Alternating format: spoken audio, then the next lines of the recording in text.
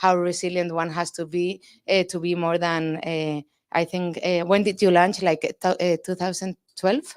Well, we started down the journey in 2010. Okay, So nearly a yeah, decade. yeah, it's a long journey.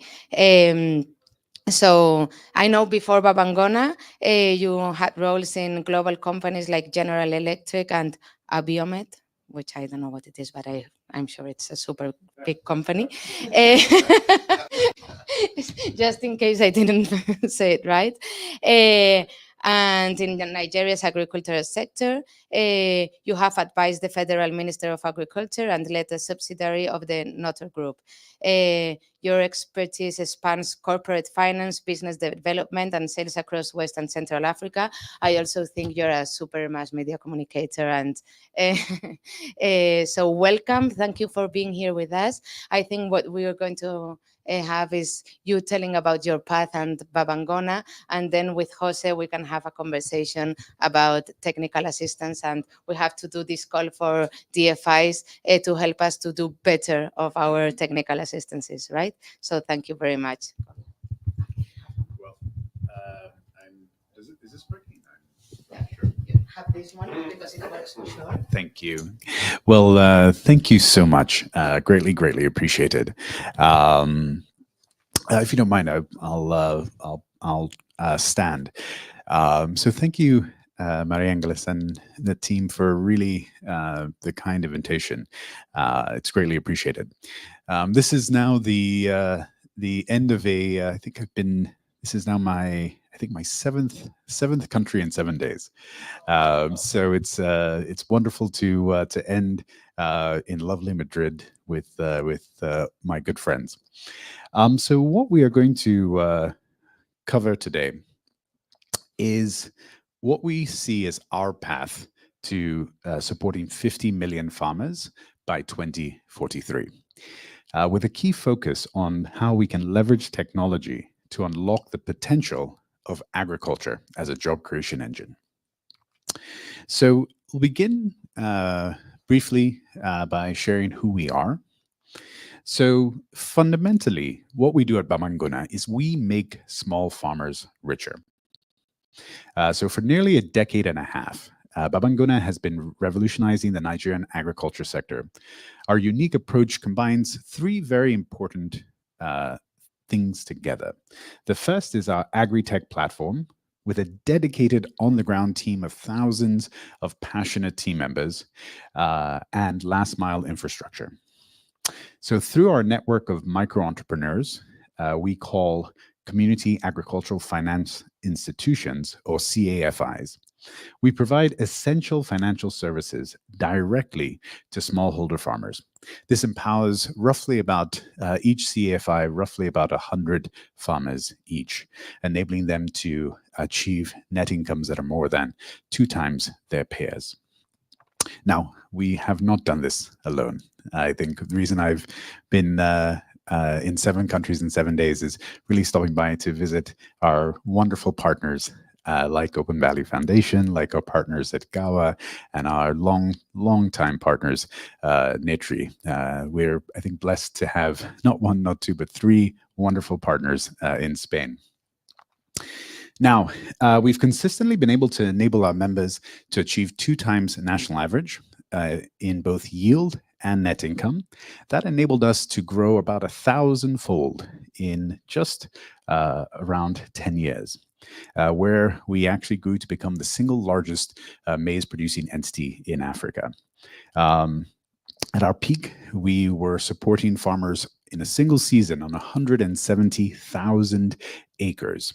And for those in the room who may not be farmers, 170,000 acres, if you close your eyes and visualize what one Manhattan looks like, 170,000 acres is 12 Manhattans. We've deployed cumulatively over $200 million in financing to smallholder farmers and enable them to achieve repayment rates that are, on average, north of 99%. Now, at the core of what we do is we de-risk smallholder farmers and enable them to maximize their profitability. We do this by impacting all three levers of net income for them. The first is we help them reduce their production costs through economies of scale and supply chain optimization. We help them enhance crop yields by leveraging data and agronomic best practices. We empower the farmers to cultivate healthier crops with increased yields per hectare while simultaneously minimizing their carbon footprint and enabling them to adapt to climate change. And finally, we get them access to premium markets. Our platform helps farmers physically store their produce, minimizing post harvest losses, and connects farmers to lucrative markets, ensuring they receive better prices for their high quality produce. And we accomplish this by delivering four key services. The first, training and education, financial credit, agricultural inputs, harvesting, and marketing support. So that is what we do. But more importantly, why do we do it? So, we are excited at the fact that Africa is developing rapidly. And, thanks to the incredible efforts of many people in this room, Africa has experienced remarkable development and progress over the last 2 decades. Unfortunately, increased violence threatens to erase many of those gains. We see a downward spiral of increased violence, destabilizing local communities, increasing migration, and threatening the stability of the broader region, casting a shadow of fear, anxiety, and desperation. Now, why do we see this? Well, fundamentally, we believe as oxygen is to fire, so are unemployed youth to insecurity. And we have a tremendous number of young people coming out into the workforce over the next 20 years, roughly about 80 million in Nigeria alone. Across all of sub-Saharan Africa, it's closer to 400 million.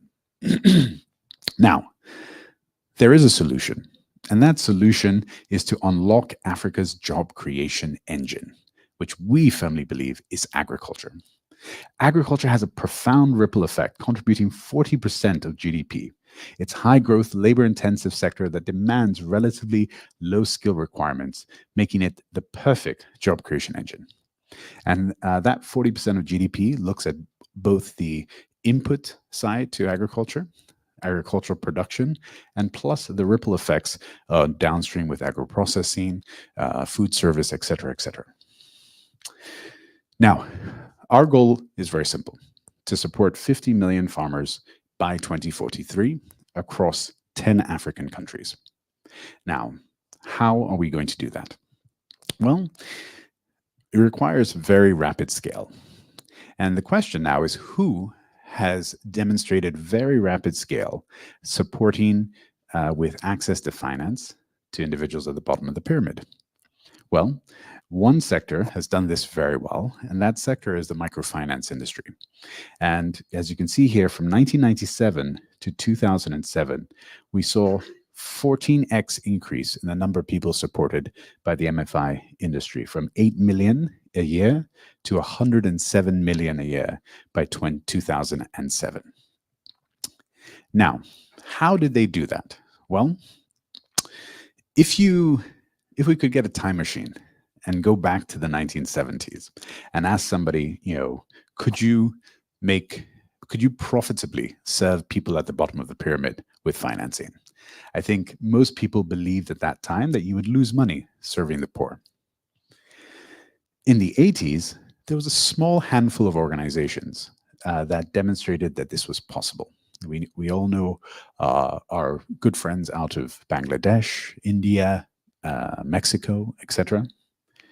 And then in the 90s, a group of development partners supported replication of these entities.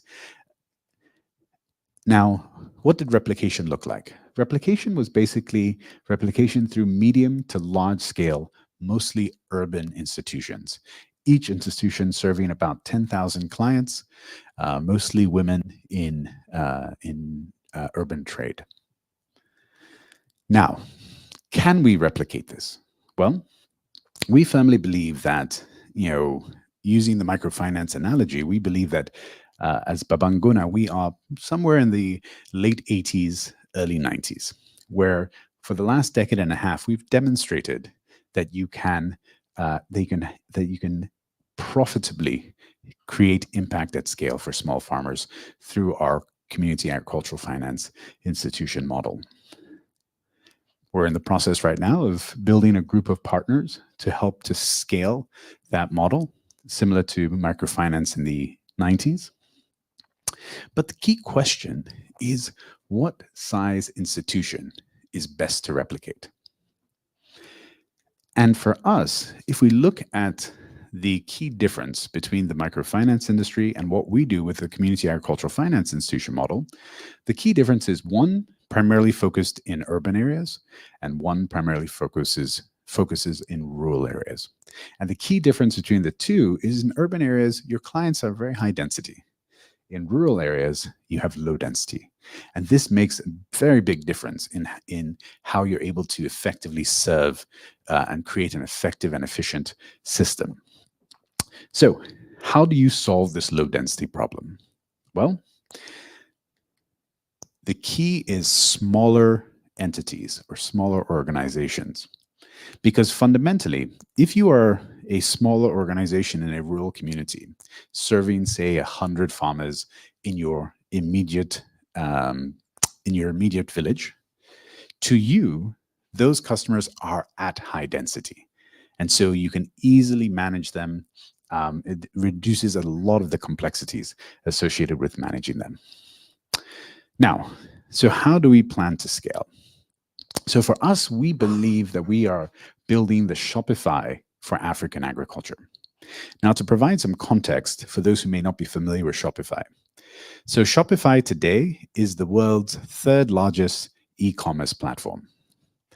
If you have shopped on any website that is not Amazon and not in China, you've probably shopped on Shopify. But you don't see them because they are the back-end platform that enables hundreds of thousands of small businesses and organizations to basically replicate their own mini version of Amazon. So just as Shopify empowers small businesses with advanced technology to build a thriving e-commerce organization, Babban Gona uses cutting-edge technology to help small farmers establish successful community agricultural finance institutions. Now, what is a community agricultural finance institution? Well, a CAFI is a trusted farmer within a rural community dedicated to improving the lives of 100 fellow farming families by providing training, agricultural finance, high-quality seeds and inputs, as well as harvesting, storage, and marketing services. They empower these families to double their income relative to the average farmer. So you can probably tell by now I like analogies. And so we've asked ourselves, who has done this before? Who has been able to create a model that enables the replication of high-impact small businesses? And for us, one of the best examples of this is Marie Montessori. So the Montessori method has grown to become the world's largest and most influential educational pedagogy. Today, it reaches 110 countries, 22,000 schools worldwide, transforming the lives of millions of children through its innovative approach. Notably, it has made a profound impact in lower income communities, providing high quality education, fostering lifelong learning, and empowerment for children. So how did Marie scale the Montessori method? Well, we've studied this quite closely, and fundamentally, there are three key things she did. The first was she solidified the foundation. They crafted a detailed curriculum with unique hands-on material. Two, they focused on teachers. They built in-depth training programs to turn educators into Montessori experts. And they spread the word.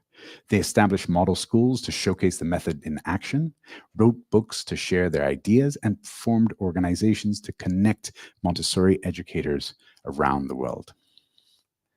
So as we look to replicate something similar with the Community Agricultural Finance Institution model, we too are following that recipe. First, we are investing in a strong foundation. We're building a user-friendly technology platform that makes it easy for rural micro entrepreneurs to replicate. Two, we're empowered the operators, the individuals that run these CAFIs. So similar to Montessori, how Montessori trained teachers, we have a comprehensive learning management system for our CAFI operators. We'll keep refining this to equip the operators with the skills they need to not only run successful businesses, but also empower their members and ensure the model's long-term sustainability. Finally, spreading the knowledge. We're committed, similar to Montessori, to ensure we create systems that can spread the knowledge effectively. Now, you may ask, why does a CAFI need such high technology, particularly significant investments that we've made in artificial intelligence? So running a CFI for Hanatu is very complex. She's recruiting, training, and managing both farmers and a small team of staff. In addition, they must manage credit risk and oversee a complex supply chain moving hundreds of tons of inventory. This complexity can overwhelm even the most dedicated and passionate rural entrepreneur, particularly those with limited formal education. Now, I'd say, what is the role of technology broadly in helping to accelerate global development, particularly the role that AI can play? So we firmly believe that empowering high-impact MSMEs for success is one of the most important ways that advanced technology can support global development. MSMEs play a crucial role in developing economies, contributing 48% to GDP, 96% of businesses, and 84% of employment in Nigeria alone. AI has the potential to transform high-impact entrepreneurs in underserved rural communities, particularly in agriculture, health, and education, by enabling them to scale from simple, small businesses with relatively low impact to more complex businesses with much, much greater impact. Now, the reality is high-impact businesses in rural communities is very complex. I don't need to tell you guys who have invested in many businesses, running businesses in developing markets is hard. Running businesses in rural developing markets is harder.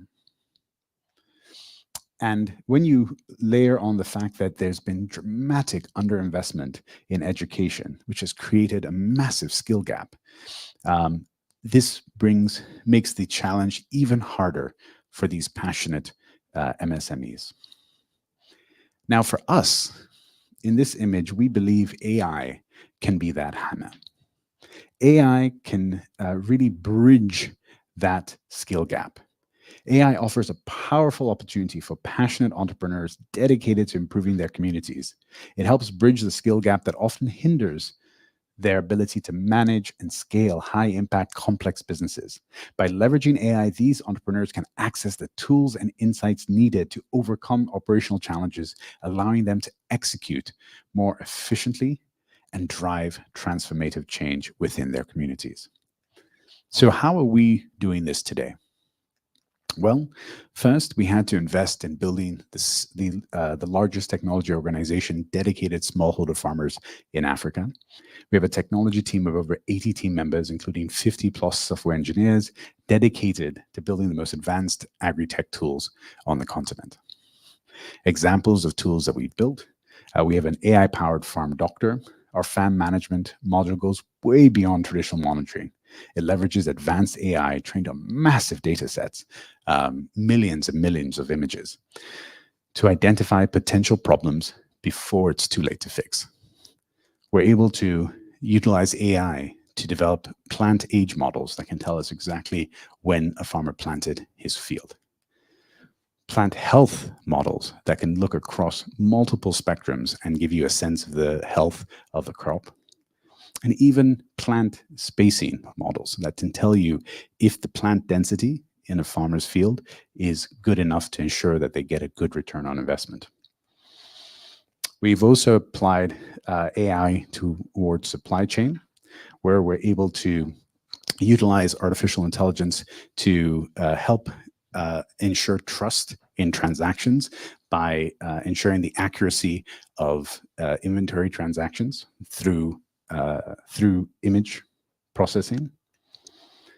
And tomorrow, we firmly believe that we can leverage AI to dramatically enhance the credit risk analysis of our CFIs. We can utilize it also to optimize the logistics for field officers to ensure that they're able to be efficient and effective. So, in closing, my friends, for us, this is how we believe that we'll be able to leverage technology to dramatically scale the impact of our work and support 50 million farmers by 2043. Thank you very much.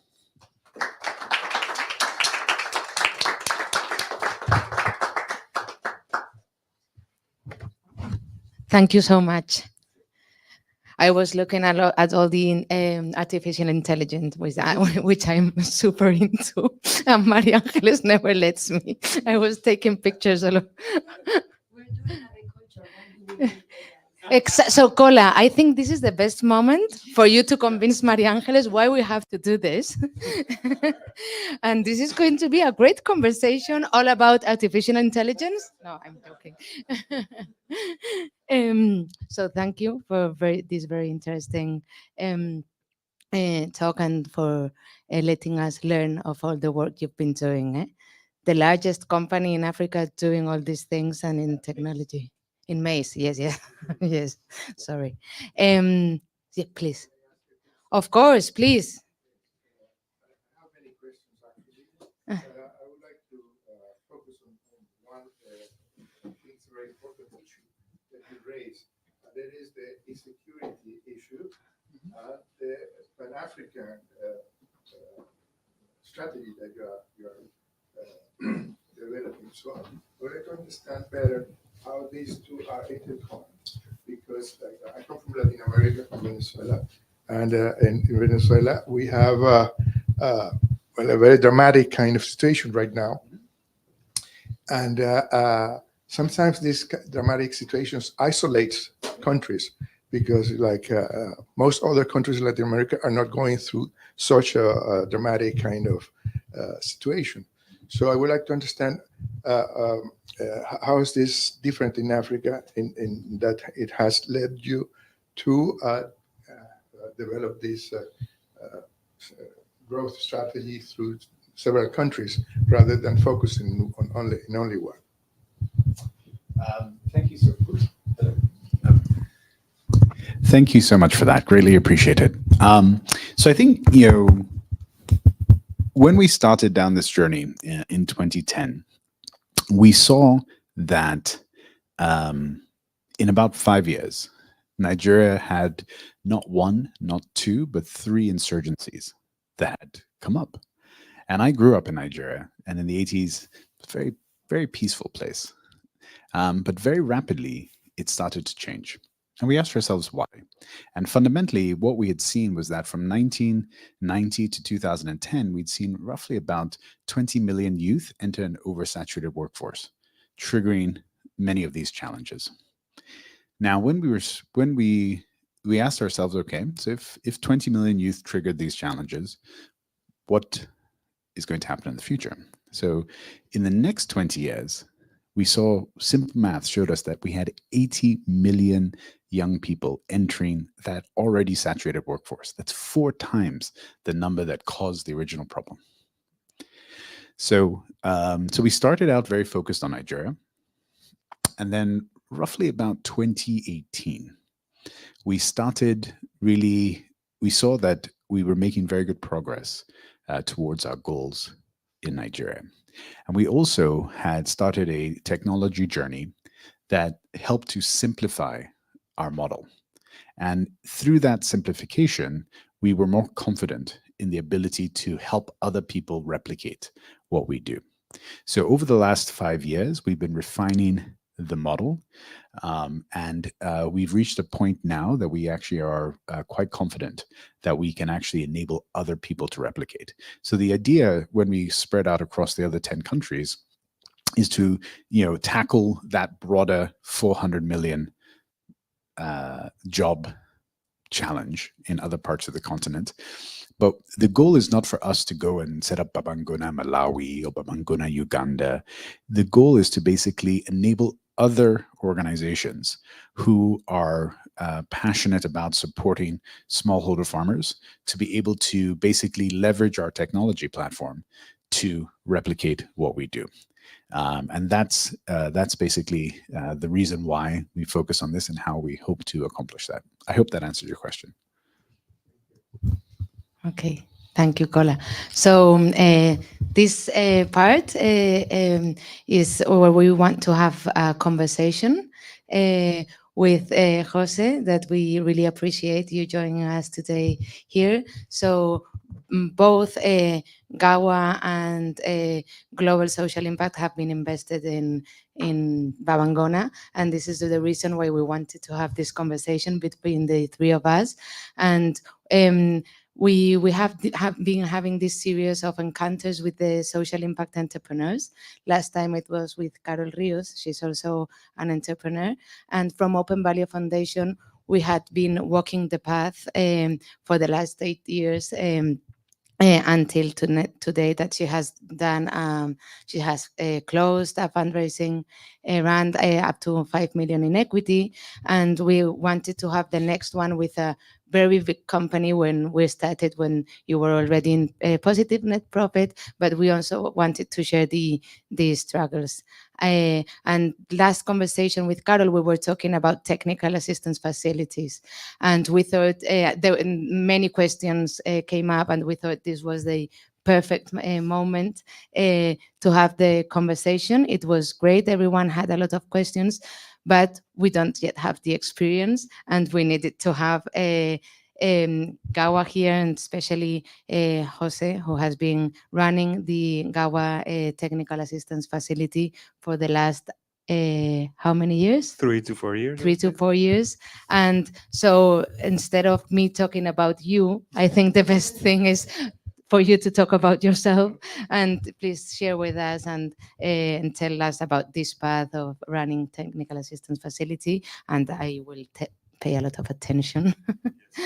I mean, we have a bit of experience, but we still walk in the path. There's a big way to reach success.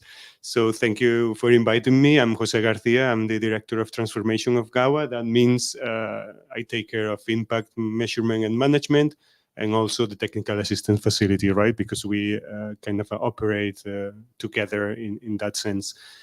So as Maria was mentioning, this facility has been set up around 3 years ago. So we are supporting our investees in the Uruma Fund.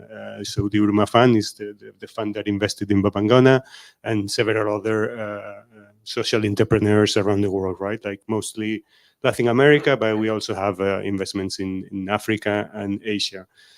So we've been operating this facility for 3 years. I was mentioning it's around 7 million euros. We granted around 2 million euros in projects are already being executed. There's another 2 million in design and another 2-3 million to go, right? So that's a bit the setup right now. There's been a lot of lessons learned. Our donor is the European Commission through COFIDES, which is the Spanish DFI. So, well, the bigger donor in these types of facilities in Spain. So we are very thankful for them to support this type of vehicle, right? Not only focusing on providing catalytic capital for the investment side, but also providing concessional capital through a technical assistance facility, right? So that's a bit the structure. I could go very, very deep into details, but maybe it's a bit boring. So let's focus on the lessons learned and what are the challenges, right, that we find. So over these years, I think what has been a success for us is to tie together the impact management and the investment and the technical assistance. And that means conducting due diligence and operating simultaneously with my investment team colleagues, right? So we are two different departments, but we work side by side to try to analyze, okay, which are the areas that show more potential to develop a project that in the end will increase the impact of the entrepreneur, right? Because that's our mission as the facility.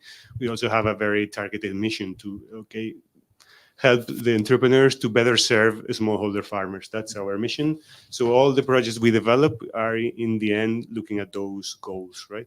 So what I think has been a success is that, okay, if we work very near the investment guys, we are very able to see, okay, what are the business things that we can actually help the entrepreneurs to develop further, right? So that, I think that's been quite good. Yep.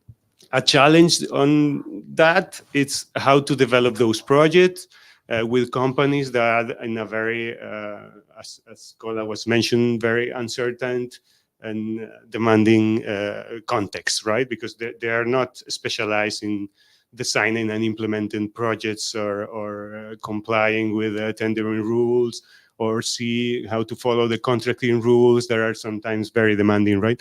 So in that sense, it's quite demanding from our side to require a lot of work and specialized knowledge that not always is there, right?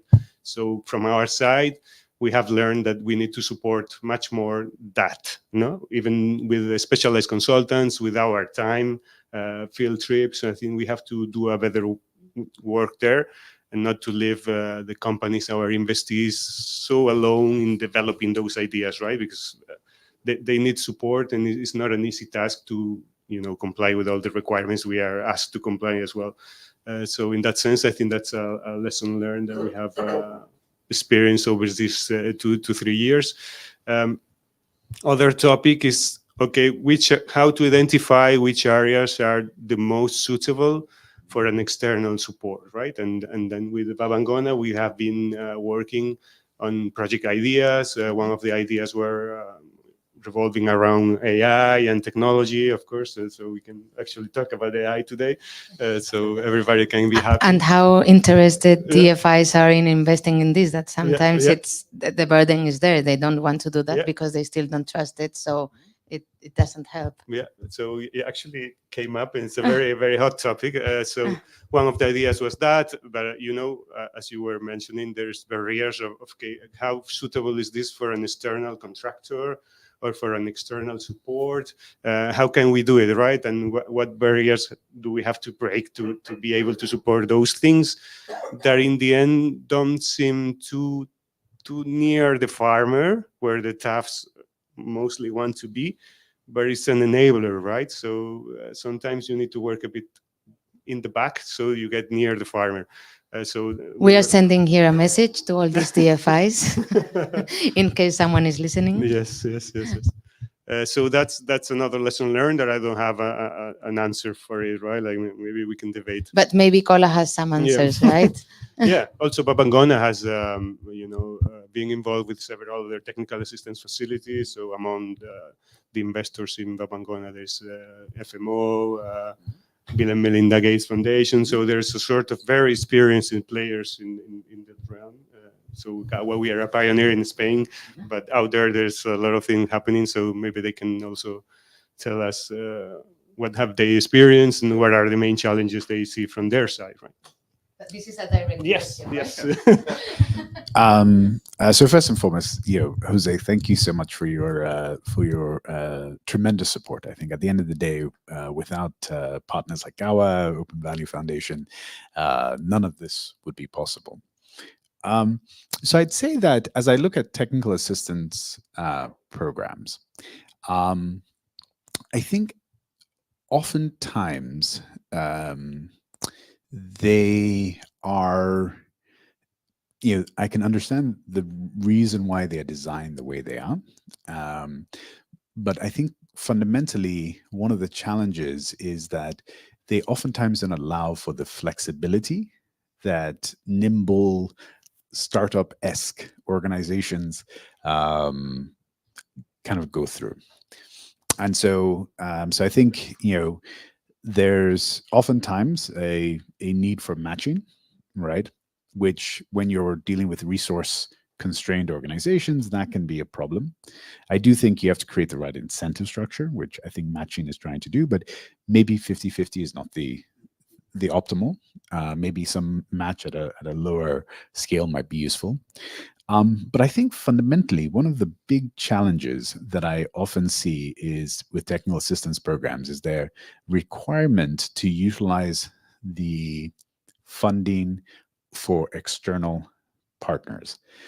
And I think, for us, the constraint that we've seen with that is frequently the work that we're doing is so innovative and novel that there aren't a lot of other partners that can do it. So there are many things that we do internally, right?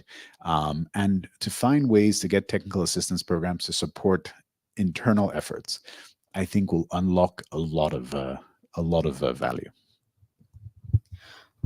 Okay. So if I understood right, you said the technical assistance should go directly to the company and to let the company come up with the solutions instead of having to contract external organizations, right? Because sometimes there are no enough providers to provide these services. Yes. So oftentimes organizations are working in very innovative areas where it might be difficult to find somebody that actually Can develop the solution. can develop the solutions. Okay. And so for us, for example, we've had to develop a lot of our own internal capacity. Do you find a big difference between technical assistance facilities that are provided, or the donors are DFIs, and the ones that are private foundations, such as maybe Melinda Gates Foundation? It's not so regulated, no? Because I think we are talking now. One of the issues maybe is that this is public money from DFIs of countries, and this is why we need to contract other providers and local providers in order to give the services to the organizations, and they think this is cleaner somehow. It's more. So, what do you think, and what should we do to help to be? I mean, to optimize the help we are providing?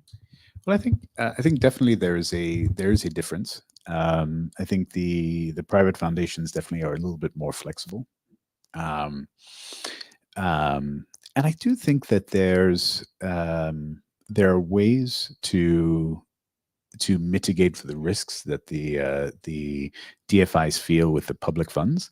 For example, there's opportunities to bring in third parties to audit post disbursement to ensure some level of traceability and so on and so forth. So I think there are mitigants that can be used, but it just requires a little bit, potentially a little bit extra work, but also I think a different perspective.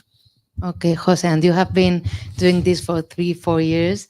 I believe some of the struggles are here, right? Maybe we are taking for granted everyone here knows what a technical assistance facility is and how it works. I know you didn't want to get into the more technique details, but maybe you can help us understanding what makes it so complicated and what your opinion is and why it's not so flexible, and what makes them try to make you grant the money that way. So let's try to understand where the problems are to see if we can give a solution today, or how we can make it more efficient, because sometimes it makes all the money get into the organizations and not enough efficient.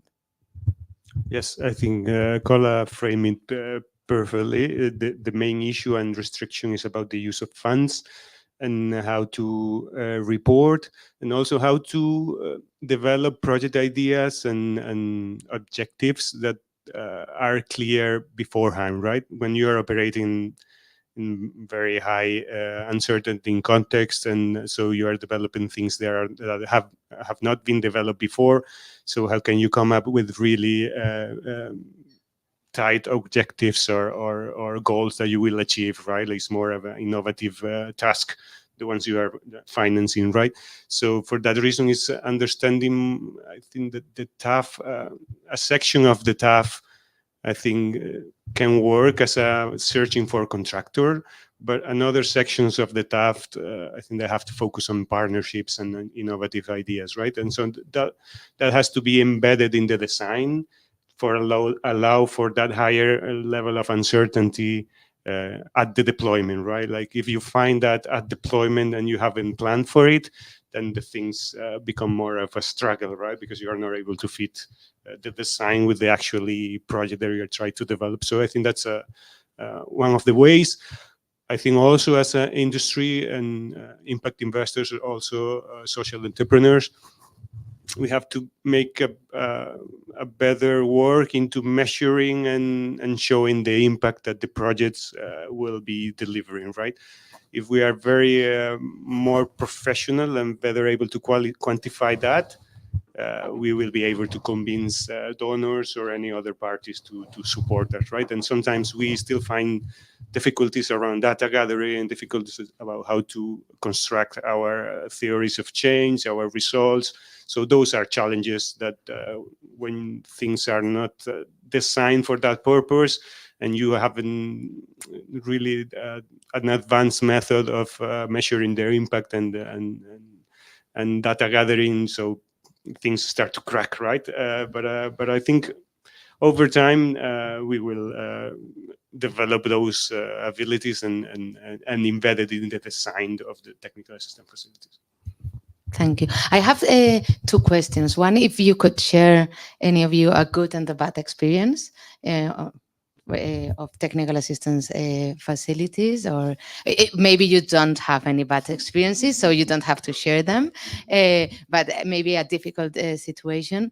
And then taking what you were just mentioning, Jose, sometimes we have this big dilemma with which I don't get to a solution is, should this be, as you were mentioning, directed to being able to manage and measure better our impact, or if the companies are struggling, should we put it into the company's needs? Because once, if a company has needs and is struggling in order to do something, wouldn't it be better to put the money there? Even because some of the donors believe and don't let you send the money to some of the purposes that they believe should be for the company to do it, right? Like if you want to have to audit or to have to help for a better CFO, which sometimes there, and or even to ensure the tipo de cambio, the currency, no? Because in many occasions, the devaluation of the local currency is the ones that it's making very difficult for the company to pay back the loan. So, but maybe the DFIs would tell you this is not this cannot come from the TAF, no? So I do have this dilemma. I mean, is it only for the management and the measurement of the impact, or would it be better to help the company not to crack? And this is the bigger impact that we can cause. I mean, long question, but these are the two questions. Who wants to go first? That's a tough one. Huh? We need to invite some of the donors for the next chat. To see. We should have done that. Yeah. I think, on my view, there's room for that, and I think the technical assistance funds are going to be tied to impact, or more to as payment as an impact way of doing things. So that possibility is there. I think it's been tried in some facilities out there. I think it makes sense, but you really have to target what is the impact that needs to be delivered, and how to isolate that from more a general business type of expenditure, right? Like you have to identify which are the milestones that you are supporting, and that could be in a form of a payment that will go directly to the company, right? Like as an operational expense, or then the company has freedom to do whatever they want with the money, right? So I think that's there, and we are moving towards there at some degree. the issue again, I think, is to really. This is very good news for Maria Angeles because she Well. believes in non-eligible. Yeah, yeah, yeah.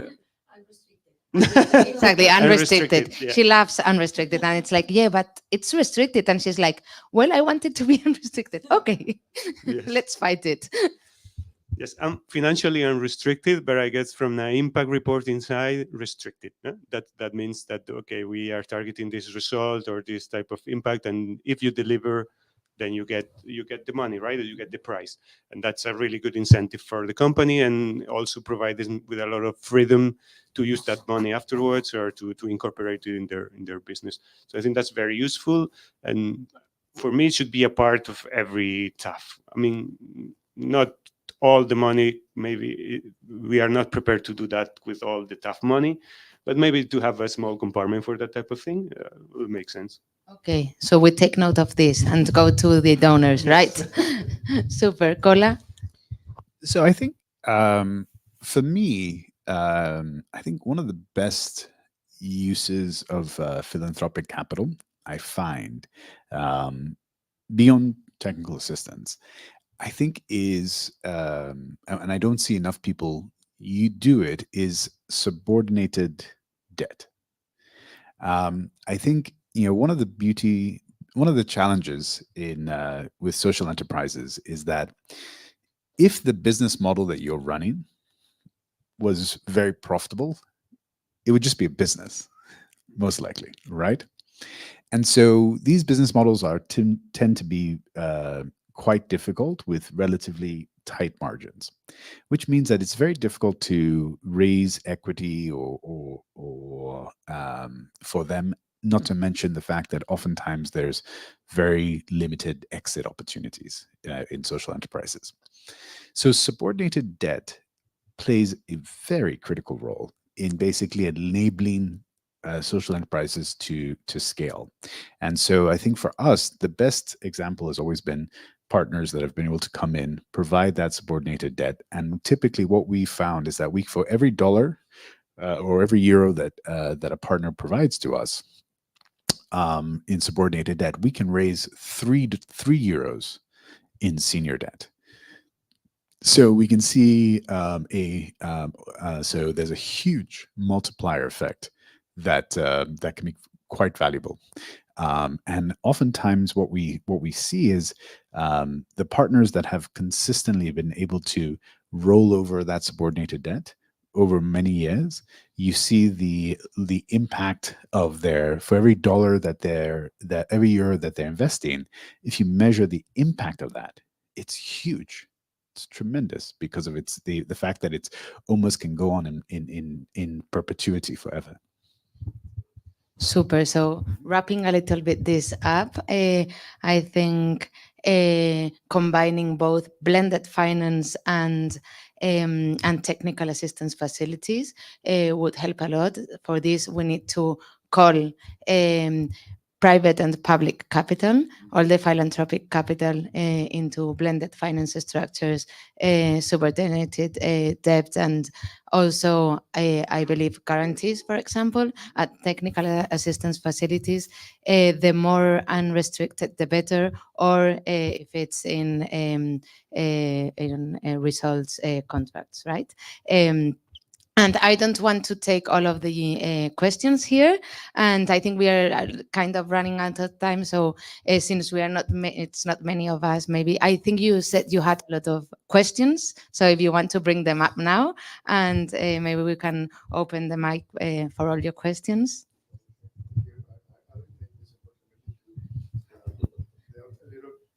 Yes, I would like to go a little bit farther into the original question about this going through to other African countries.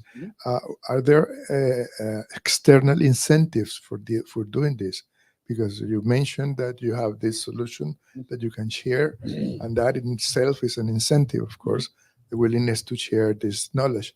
But are there other incentives, like economic incentives or access to funds or others? So, right now, I wouldn't say there are specific incentives that are being provided by other institutions. But I think for us, we started down this journey with a clear understanding of the impact we wanted to create. And we know that we can't accomplish that goal without enabling other people to replicate our model. So I think it's really self-motivation within the organization that is driving that.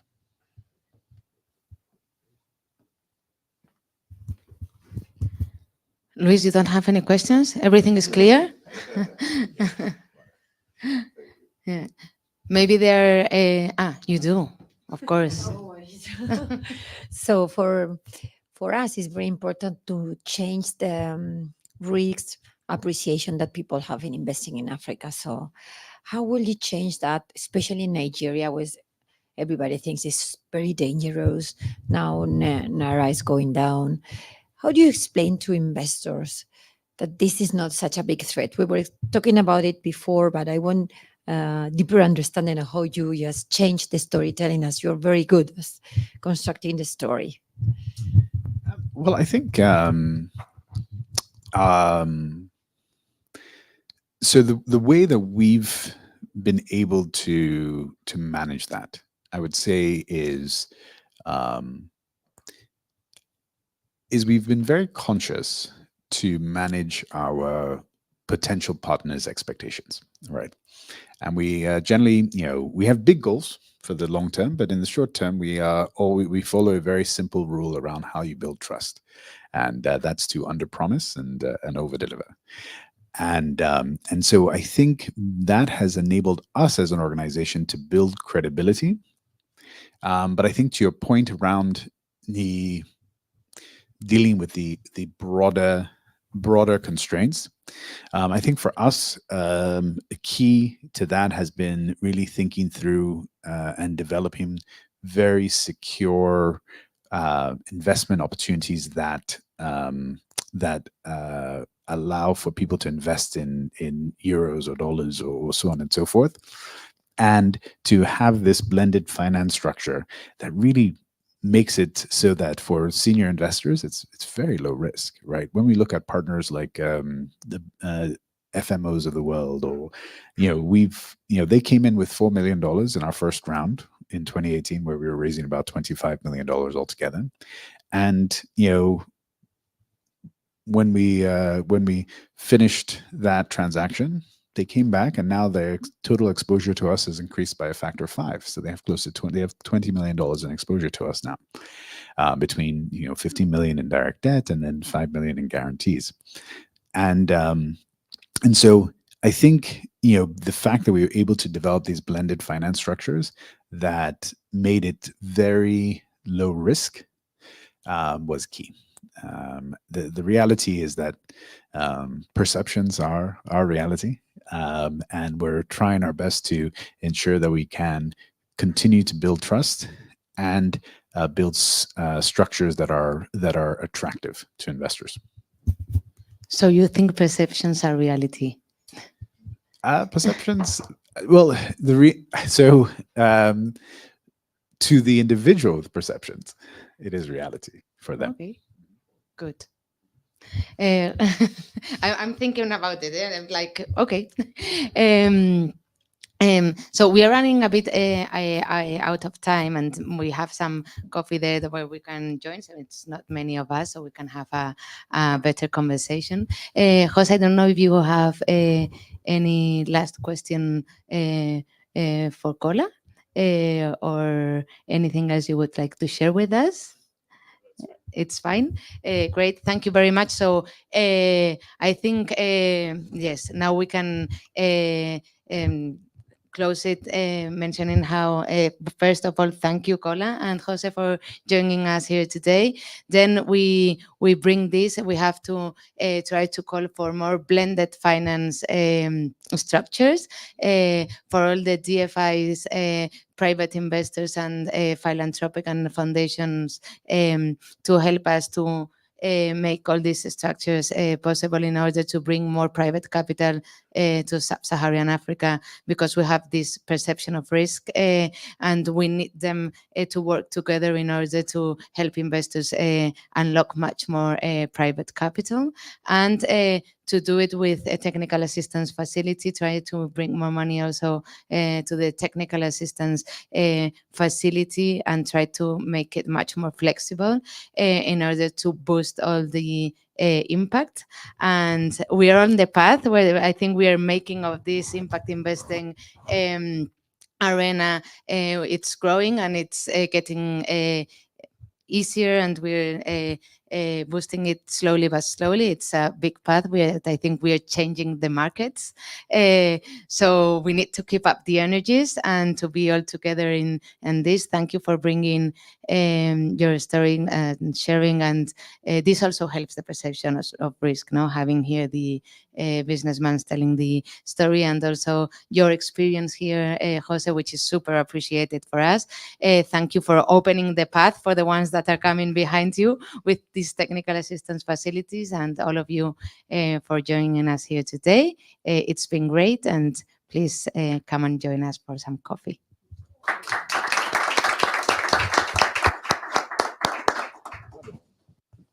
Thank you so much. Thank you. Next time we have to have some corn pastries or something. Directly coming from Nigeria. Excellent.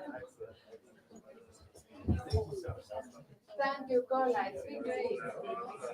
Thank you. I almost didn't recognize you without the big headset. Okay. So now, take you forward on this right ¿Cómo vais? We have half an hour.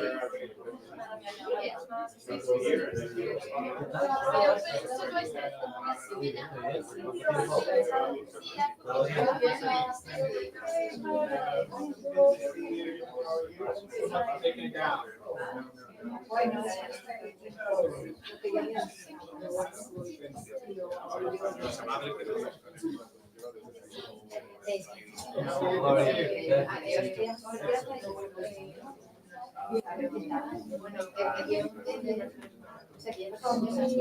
Eres el único en Madrid de Balú.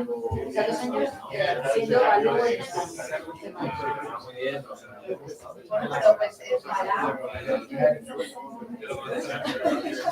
Hola.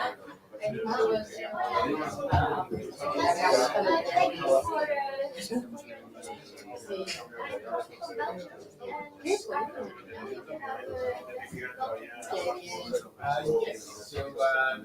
the European Union to so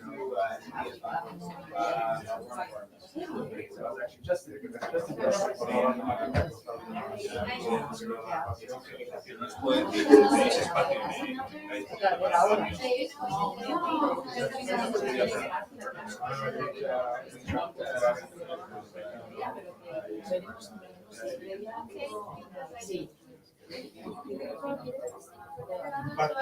Sí.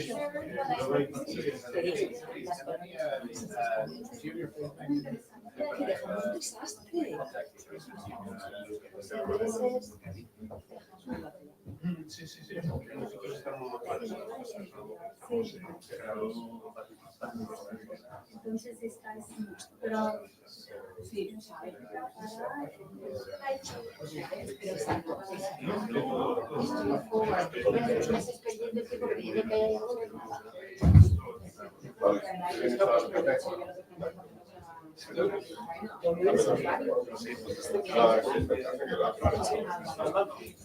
Podría quedar